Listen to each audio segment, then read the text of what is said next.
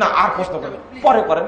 আপনি যেহেতু চলেই যাচ্ছেন এখানে, প্লিজ আপনাকে একটু সাংঘর্ষিক কিছুদিন আগে আপনাদের এটাকে উদ্দেশ্য করে আহলে হাদিস এবং আহলে কোরআন যারা আছে তাদেরকে উদ্দেশ্য করে একটা প্রোগ্রাম হচ্ছে। তখন উনি আপনার মতন এক মৌলানা উনি আসছে বলল যে তারাবি সালাত যেটা 20 রাকাত, সেটা নাকি আল্লাহ রাসূল সাল্লাল্লাহু আলাইহি ওয়াসাল্লাম যদি 8 রাকাত মসজিদের ভিতরে করতেন এবং বাকিগুলা করতেন ঘরের ভিতরে। আয়েশাকে জিজ্ঞাসা করেছিল, বলতে বাকিগুলা করছেন ওই এটার জন্য চ্যালেঞ্জ করার জন্য উনি অলরেডি আমাদেরকে বলে গেছেন।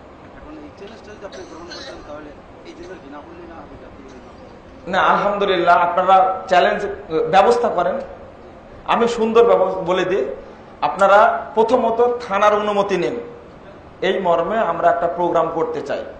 দ্বিতীয়ত দুই পক্ষের নির্দিষ্ট আলেম নেন, গ্রামে বসে আপনারা একটা তারিখ নির্ধারণ করেন, দুই পক্ষে লিখিত নেন। একটা বিষয় না, দুইটা বিষয় না, তিনটা বিষয় আলোচনা হবে। লিখিত নিয়ে সই স্বাক্ষর করে থানার পক্ষ থেকে অনুমোদন নিয়ে সিকিউরিটি রাখেন, দুই পক্ষে স্বাধীনভাবে কথা বলার সুযোগ পাবে।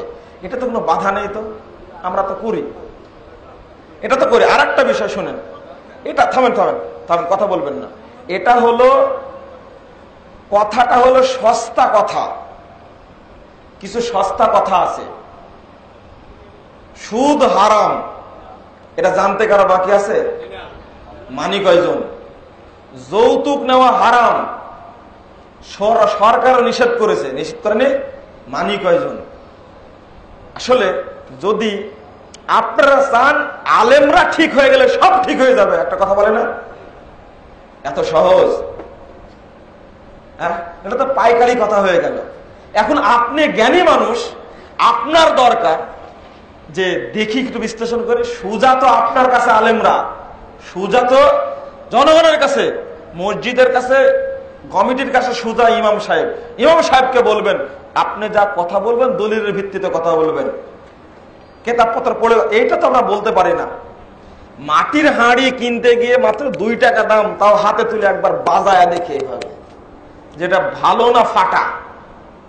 কিন্তু আমরা শরীয়ত গ্রহণ করি, কিন্তু যাচাই কাছে গ্রহণ করি না। বসার আগে আপনি যাচাই করেন, নিজেই যাচাই করেন, ইনশাআল্লাহ আপনার কাছে শরীয়ত স্পষ্ট হয়ে যাবে।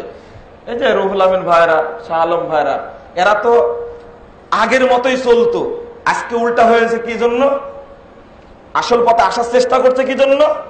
উনি কি গ্রামে এই এলাকার সমস্ত আলেমদেরকে এক জায়গায় বসিয়েছিলেন? তদন্ত করেছেন, জানতে পেরেছেন ঘটনাটা কি। আপনারা তদন্ত করেন, যেটার প্রতি আমি পুরো বক্তব্যই দিয়েছি এই উৎসাহ দেওয়ার জন্য। আশা করি স্পষ্ট হয়েছেন। আর আগে যেটা বললাম, ব্যবস্থা করেন, কোনো আপত্তি নাই আমাদের। আলহামদুলিল্লাহ, আল্লাহ যেন আমাদের সকলের পাপগুলোকে ক্ষমা করে দেন, আল্লাহ আমিন। যারা মারা গেছেন আমাদের এলাকার, আল্লাহ যেন তাদের কবর আযাবকে মাফ করে দেন, জান্নাতবাসী করেন, আমিন। আল্লাহ যেন আমাদেরকে মৃত্যু পর্যন্ত সহি আমুল এবং সহি আকীদার উপর প্রতিষ্ঠিত থাকার তৌফিক দান করেন, আমিন। সকলকে ধন্যবাদ জানিয়ে শেষ করছি। আমার সাথে দোয়া পড়ে নিন, বৈঠক শেষের দোয়া এটা, সুবহানাকাল্লাহুম্মা ওয়া বিহামদিকা আশহাদু আল্লা ইলাহা ইল্লা আনতা আস্তাগফিরুকা ওয়া আতুবু ইলাইকা। ওয়াসসালামু আলাইকুম ওয়া রাহমাতুল্লাহি ওয়া বারাকাতুহু।